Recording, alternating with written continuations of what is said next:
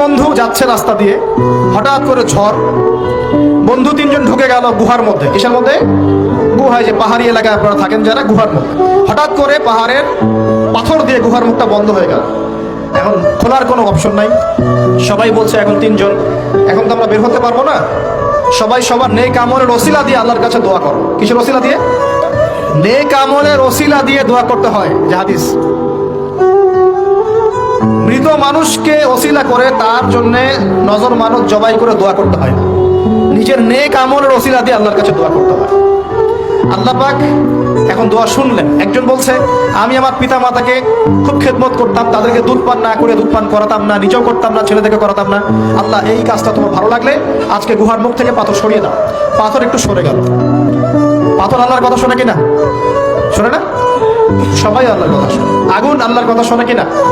ইব্রাহিমের জন্য আগুন ঠান্ডা হয়ে যায় নাই? আচ্ছা,